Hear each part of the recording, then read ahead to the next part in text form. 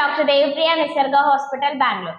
So hair fall, முடி உதிர்வு, இதை வந்து ஒரு யூனிவர்சல் ப்ராப்ளம் அப்படின்னே வச்சுக்கலாம். ஸோ இப்போ நம்மளாலேயே வந்து அதை கம்பேர் பண்ணி அனலைஸ் பண்ண முடியும். இப்போ நம்ம ஸ்கூல்லாம் போற ஸ்டேஜ் பொண்ணுங்கெல்லாம் இருக்காங்க அப்படின்னா மடிச்சு ரிப்பன் வச்சு கட்டியிருப்பாங்க. இப்போ அந்த ஒரு ஜடையில பாதி அளவுக்கு முடி கூட இருக்காது, அந்த அளவுக்கு ஹேர் ஃபால் ஆயிருக்கும் வென் டேஸ் கோஸ்.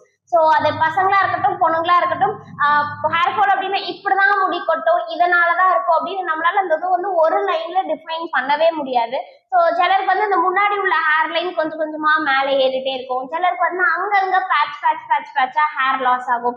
சிலருக்கு வந்து முடி வந்து தின் ஆகும், அந்த அடர்த்தி வந்து குறையும், அப்புறம் நிறைய முடி கொட்டின மாதிரி ஃபீல் இருக்கும். சிலருக்கு சென்டர் ஆஃப் ஹெட்ல மட்டும் சொட்டை விழுற மாதிரி இருக்கும். ஸோ இந்த மாதிரி நிறைய இது வந்து நிறைய டைப்ஸாகவும் இருக்கும், நிறைய காரணங்களும் இதுக்கு பின்னாடி வந்து இருக்கும். ஸோ இந்த ஹேர் ஃபால் அப்படின்றதே வந்து நம்மளோட கான்ஃபிடென்ட் லெவலை கொஞ்சம் குறைக்கிற மாதிரி வந்து ஃபீல் ஆகும். ஸோ எப்பவுமே அப்படின்னா இப்போ வயசாகிடுச்சு, சரி சொட்டை விழுந்துருச்சு பிரச்சனை இல்லை, என்னப்பா சின்ன வயசா இருக்கா உனக்கே சொட்டை விழுந்துருச்சு, என்னம்மா இவ்வளோதான் முடியா அப்படின்ற மாதிரிலாம் கேட்கும்போது நம்மளுக்கே நம்மளோட கான்ஃபிடென்ட் லெவல் வந்து கொஞ்சம் குறைஞ்ச மாதிரி ஃபீல் ஆகும். எப்பவுமே நம்மளோட பாடியில நம்மளோட ஸ்கின் ஹெல்த்தும் நம்மளோட ஹேர் ஹெல்த்தும் நல்லா இருந்துச்சு அப்படின்னா அதுவே நம்மளோட கான்ஃபிடென்ட் லெவலை வந்து கொஞ்சம் நல்லாவே இம்ப்ரூவ் பண்ணும். ஸோ இந்த வீடியோல நம்ம என்ன பார்க்க போறோம் அப்படின்னா ஹேர் ஃபால் அப்படின்றது எதனால வருது, நம்ம என்னெல்லாம் பண்ணி சரி பண்ணணும், என்ன பண்ணா நம்ம வந்து வராம ப்ரிவென்ட் பண்ணிக்கலாம் அப்படின்றதான் நம்ம டீட்டெயில்டா இந்த வீடியோல பார்க்க போறோம்.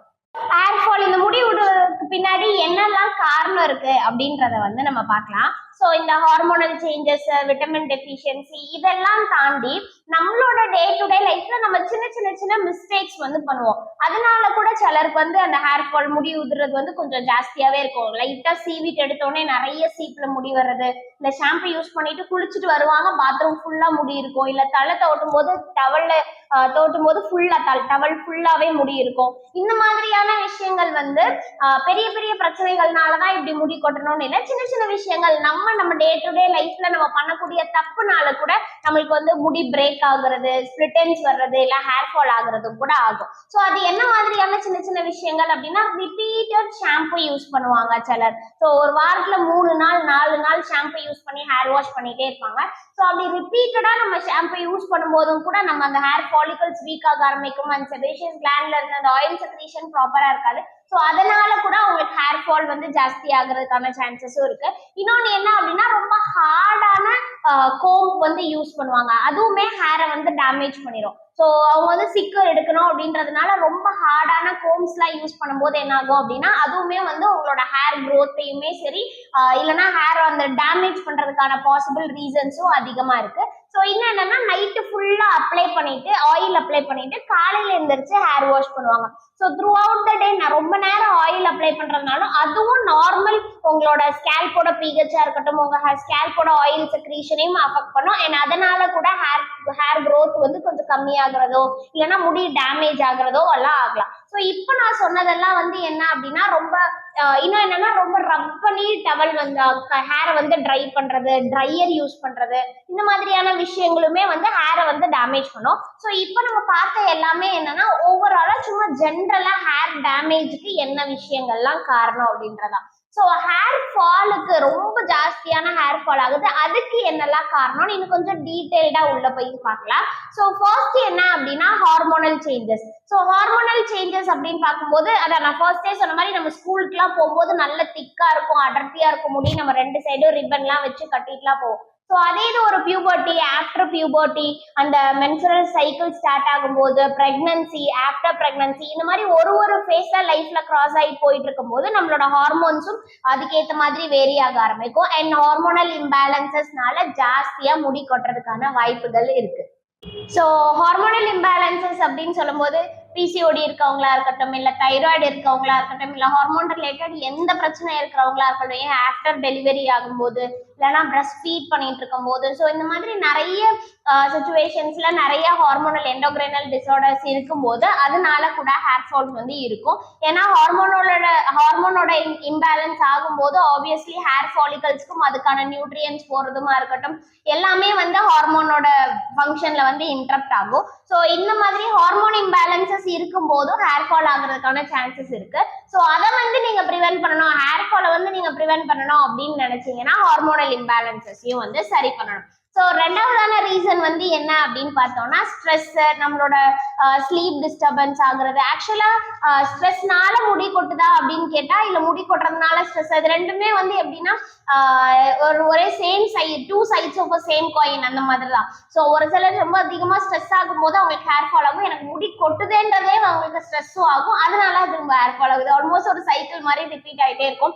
ஸோ அவங்களோட ஒர்க் நேச்சரா இருக்கட்டும் அண்ட் அவங்களோட ஸ்லீப்பிங் பேட்டர்னா இருக்கட்டும், இது எல்லாமே வந்து என்ன அப்படின்னா ஸ்ட்ரெஸ் தூண்டக்கூடிய ஒரு சில விஷயங்கள், பர்சனல் விஷயங்கள் இந்த மாதிரியானது. ஸோ ஸ்ட்ரெஸ் அதிகமாக ஹேர் ஃபாலும் அதிகமாகும். ஸோ மூணாவதான ரீசன் என்ன அப்படின்னு பார்த்தோம்னா டெஃபிஷியன்சிஸ். ஸோ நம்ம சாப்பிட்ற சாப்பாடுல அதுக்கு தேவையான கரெக்டான சத்து இல்லை. நம்ம ஹேர் ஃபாலிக்கல், ஹேர் க்ரோத்துக்கு தேவையான விட்டமின்ஸோ மினரல்ஸோ அந்த தேவையான சத்து இல்லை, டெஃபிஷியன்சி ஆகுது அப்படின்னா அதனால கூட ஹேர் ஃபால் வந்து வரலாம். ஸோ இப்போ நம்ம நிறைய பேஷண்ட்ஸ் பார்க்குறோம்னா இந்த ஹேர் ஃபால் அப்படின்னு பார்க்கும்போது ரொம்ப காமனாக எல்லாருக்குமே ரொம்ப பொதுவாக இருக்கிறது வந்து என்ன அப்படின்னா இந்த டெஃபிஷியன்சி தான். ஏன்னா நம்மளோட உணவு பழக்க வழக்கங்கள் மாற ஆரம்பிச்சிருச்சு, நம்ம சாப்பிட்ற விதம் மாற ஆரம்பிச்சிருச்சு, நம்ம சாப்பிட்ற ஃபுட்டும் மாற ஆரம்பிச்சிருச்சு. ஸோ நம்ம அதில் வந்து ஹெல்த்தியா எதுவுமே எடுக்கல அப்படின்னும் போது ஆப்வியஸா டெஃபிஷியன்சி வரும், அதனாலேயே ஹேர் ஃபால் வந்து வர்றதுக்கான ரொம்ப காமனான ரீசன். ஸோ இப்போ பொதுவாக நம்ம பார்த்த மூணுலையுமே இந்த லாஸ்ட் நான் சொன்ன ரீசன் தான் வந்து ரொம்பவே காமனா இருக்கும். அண்ட் முக்கியமா யங்ஸ்டர்ஸ் மத்தியில ஹேர் ஃபால் ஆகுறதுக்கு இந்த டெஃபிஷியன்சினால வர்ற ஹேர் ஃபால் தான் ரொம்பவே ஜாஸ்தி. ஸோ இன்னும் நான் ரொம்ப டீட்டெயில்டா ஒரு 5 விட்டமின்ஸ் எது வந்து ரொம்ப முக்கியமோ, எது 5னால ஹேர் ஃபால் வந்து ஆகுதோ அந்த 5 மட்டும் நான் சொல்றேன். ஸோ இதுக்கு வந்து என்ன பண்ணணும் அப்படின்னா நீங்க ஒருக்கா பிளட் டெஸ்ட் பண்ணி உங்களுக்கு எது கம்மியோ, எந்த இது மினரல் எந்த விட்டமின் வந்து கம்மியோ அதை வந்து நீங்க இன்டேக் எடுத்துக்கிறீங்க, அந்த டெஃபிஷியன்சியை வந்து நீங்க சப்ளிமெண்ட்னாலேயோ இல்ல ஃபுட்டுனாலேயோ கரெக்ட் பண்ணிக்கிட்டீங்க அப்படின்னா ஹேர் ஃபாலோ ஆப்வியஸா குறைஞ்சிடும். ஸோ ரொம்ப காமனான சில விஷயங்கள், ரொம்ப காமனான சில டெஃபிஷியன்சியை பத்தி தான் நான் இப்போ சொல்ல போறேன். ஸோ ஃபர்ஸ்ட் வந்து என்ன அப்படின்னா vitamin D. So vitamin D டெஃபிஷியன்சினால நான் முன்னாடியே நிறைய வீடியோஸ்ல வந்து சொல்லியிருப்பேன். ஸோ விட்டமின் டி வந்து ரொம்ப ரொம்ப முக்கியம். அது கால்சியம் அப்சார்ப்ஷனுக்கா இருக்கட்டும் இல்ல போனோட ஹெல்த்துக்கா இருக்கட்டும், டீத், போனு, ஸ்கின்னு, பெயின் கம்மி பண்றது, பெயின் ஜாஸ்தி டெஃபிஷியன்சி ஆகும்போது பெயின் ஜாஸ்தி ஆகுறது, இந்த மாதிரி நிறைய விஷயங்கள் வந்து விட்டமின் டில இருக்கு. ஸோ விட்டமின் டி டெஃபிஷியன்சினால இன்னும் வரக்கூடிய ரொம்ப முக்கியமான விஷயம், ரொம்ப காமனான விஷயம் வந்து என்ன அப்படின்னா ஹேர் ஃபால். ஸோ நம்ம முக்காவாசி நிறைய பேரோட நேச்சர் வந்து ஒரு சிஸ்டமைஸ்டு வாழ்க்கை, ஒரு ரூமுக்குள்ளேயே தான் இருக்குமோ. ஸோ சன் எக்ஸ்போஷர் ரொம்ப ரொம்ப கம்மி. ஸோ மெயினான சோர்ஸ் ஆஃப் விட்டமின் டி வந்து சன் எக்ஸ்போஷர்ல தான், சன்லைட்ல இருந்து தான். ஸோ அது கம்மியாகும் போது விட்டமின் டி டெஃபிஷியன்சி ஆகும்போது ஆப்வியஸா ஹேர் ஃபாலோ ஆக ஆரம்பிக்கும். இன்னும் என்ன ஒரு விஷயம் அப்படின்னா இப்போ ஃபேட்டி லிவர் அப்படின்றது வந்து ரொம்பவே காமன். லிவர்ல வந்து ஃபேட் அக்குமுலேஷன் ஜாஸ்தி ஆகுறது அன்டில் உங்களோட லிவரோட ஃபங்க்ஷன் சரியில்லை, இல்லை கிட்னியோட ஃபங்க்ஷன் வந்து சரியில்லை, இல்லை டைஜஸ்டிவ் ரிலேட்டட் சிம்டம்ஸோட இது வந்து சரியில்லை அப்படின்னும் போது நம்ம அப்சர்வ் ஆகுற விட்டமின் டியுமே வந்து மெட்டபோலைஸ் ஆகி ஆக்டிவ் ஃபார்ம்ல கன்வெர்ட் ஆகுறது கஷ்டம். ஸோ இந்த மாதிரி விட்டமின் டெஃபிஷியன்சி இருக்கும்போது நீங்க விட்டமின் டி டெஃபிஷியன்சி இருக்கான்னு ஒரு டெஸ்ட் பண்ணி பாருங்க.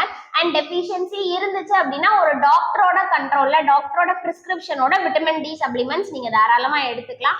அதை வந்து டாக்டரோட பிரிஸ்கிரிப்ஷன் இல்லாம எடுக்க வேண்டாம். ஏன் அப்படின்னா விட்டமின் டி ஜாஸ்தி ஆகும்போது அதுவுமே வந்து போன்ல பெயின் ஆகுறதோ, பாடி பெயின், இந்த மாதிரி நிறைய டாக்ஸிக் எஃபெக்டும் இருக்கு.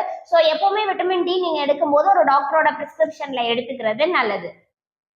ஸோ செகண்ட் காமனான டெஃபிஷியன்சி வந்து என்ன அப்படின்னு பார்த்தோம்னா அயன் டெஃபிஷியன்சி. ஸோ நம்ம எல்லாருக்குமே தெரியும் ஹீமோகுளோபின் தான் வந்து ஆக்சிஜன் சப்ளை வந்து எடுத்துட்டு போகுது எல்லா செல்லுக்கும், அண்ட் ஹீமோகுளோபின் தான் வந்து அயனையுமே கேரி பண்ணுது அப்படின்றது நம்ம எல்லாருக்குமே தெரியும். ஸோ இந்த அயன்ஸ் டெஃபிஷியன்சி ஆகும்போது என்னன்னா நெயில் வந்து கொஞ்சம் இதாகிறது, ரொம்ப டயர்ட் ஆகுறது, ஸ்கின் வந்து கொஞ்சம் ட்ரை ஆகுறது, இந்த மாதிரிலாம் இருக்கிறத விட ரொம்ப மெயினா ஹேர் ஃபாலும் கண்டிப்பா இருக்கும். ஸோ நீங்க டெஸ்ட் பண்ணி பார்த்தீங்க அப்படின்னா அது 30-20க்கு கீழே இருக்கு அப்படின்னாலே சீரம் ஃபெரிட்டின் டெஸ்ட் பண்ணி பார்ப்போம் லேப்ல.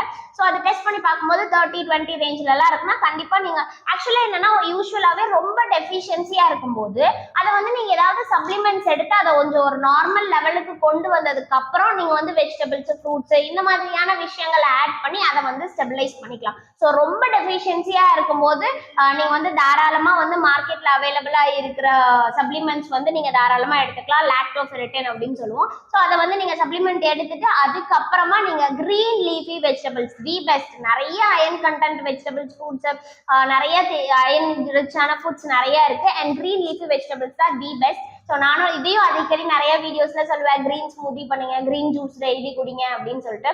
ஸோ கிரீன் லீஃபி வெஜிடபிள்ஸ்ல அயன் கண்டென்ட் ரொம்பவே ஜாஸ்தி இருக்கு அண்ட் அதை நீங்க ரெகுலரா எடுத்து நீங்க வந்து மேனேஜ் வந்து பண்ணிக்கலாம். ஸோ மூணாவதான டெஃபிஷியன்சி காமனா பார்க்க வேண்டியது என்ன அப்படின்னு பார்த்தோம்னா magnesium deficiency.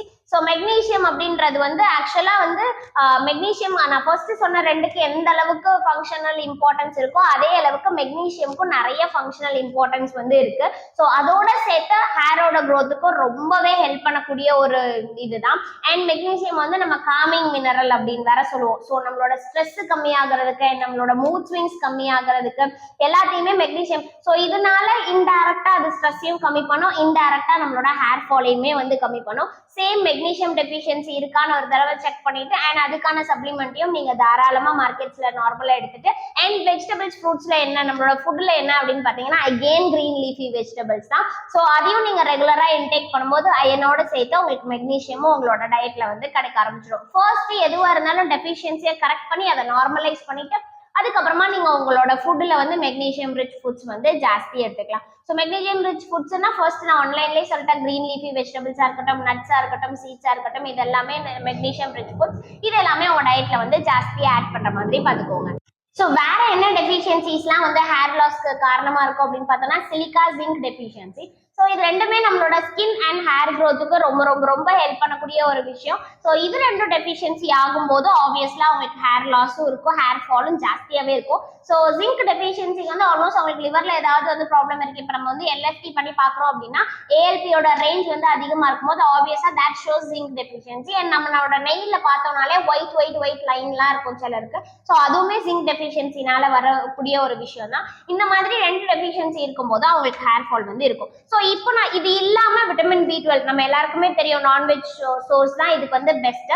So vitamin B12 தான் வந்து என்னன்னா நர்வ் சப்ளைக்கு பிளட் சப்ளை எல்லாத்துக்குமே நல்லா ஹெல்ப் பண்ணக்கூடிய ஒரு பெஸ்ட் விட்டமின். ஸோ அது கம்மியாகும் போது ஹேர் ஃபால் வர்றதுக்கான சான்சஸ் வந்து அதிகமாகவே இருக்கு. ஸோ இப்போ நம்ம பார்த்த விட்டமின்ஸ் அண்ட் மினரல்ஸ் எல்லாமே என்ன அப்படின்னா இதெல்லாம் ரொம்ப முக்கியமான விஷயம் நம்மளோட ஹேர் க்ரோத்தை வந்து என்ஹான்ஸ் பண்றதுக்கும் நம்மளோட ஸ்கின் க்ரோத்தை வந்து என்ஹான்ஸ் பண்றதுக்கும். ஸோ இதுல ஏதாவது ஒன்று கம்மி ஆகும் போது அதனால கூட ஹேர் ஃபால் வந்து வரலாம். ஸோ இதை வந்து நம்ம ட்ரீட் பண்ணாம எக்ஸ்டர்னல் அப்ளிகேஷன்ஸா நம்ம சின்ன வெங்காயம் அப்ளை பண்றதா இருக்கட்டும், இல்ல எக் ஒயிட் அப்ளை பண்றதா இருக்கட்டும், இந்த மாதிரி ஏதாவது எக்ஸ்டர்னல் அப்ளிகேஷன்ஸ் நம்ம பண்ணும்போது இந்த டெஃபிஷியன்சியை கரெக்ட் பண்ணாம நீங்க என்னதான் எக்ஸ்டர்னல் அப்ளிகேஷன்ஸ் கொடுத்தாலுமே வந்து உங்களோட ஹேர் ஃபாலை வந்து கண்ட்ரோல் பண்ண முடியாது. ஸோ இது எதுவுமே இல்ல டெஃபிஷியன்சி இல்ல, நான் ஃபர்ஸ்ட் சொன்ன மாதிரி சின்ன ரீசன்ஸ்னால உங்களுக்கு வந்து ஹேர் டேமேஜ் ஆகுது, சின்ன ரீசன்ஸ்னால ஸ்பிளிட்டன்ஸ் வருது அப்படின்னா அந்த மாதிரியான கேசஸ்ல உங்களோட எக்ஸ்டர்னல் அப்ளிகேஷன்ஸ் நீங்க சின்ன வெங்காயம் அப்ளை பண்றது, இல்ல ஃபெனுக்ரிக் பேக் அப்ளை பண்றது, இல்ல ஹெர்பல் ஹெட் பேக்ஸ் அப்ளை பண்றது, இந்த மாதிரியான விஷயங்கள் கண்டிப்பா ரொம்பவே ஹெல்ப் பண்ணும். ஸோ எல்லாமே என்னன்னு பார்க்கும்போது ஹேர் ஃபால் அப்படின்னா வெறும் எக்ஸ்டர்னல் அப்ளிகேஷன்ஸ் மட்டும் இல்லாம இன்டர்னலா டெஃபிஷியன்சியை கரெக்ட் பண்றதா இருக்கட்டும், அண்ட் உங்களோட ஹார்மோனல்ஸை பேலன்ஸ் பண்றதா இருக்கட்டும், அண்ட் நல்ல ஸ்ட்ரெஸ் இல்லாம ஒரு நல்ல தூக்கமா இருக்கட்டும், ஓவரால் ஒரு காம்பாக்ட் ஆஃப் ஹெல்த்தி லைஃப் வந்து உங்களோட ஹெல்த்தி ஹேருக்கு ரொம்பவே ஹெல்ப் பண்ணும். அண்ட் இந்த பதிவு உங்களுக்கு ரொம்ப யூஸ்ஃபுல்லா இருந்திருக்கும்னு நினைக்கிறேன். அடுத்த பதிவுல சந்திக்கலாம். நன்றி.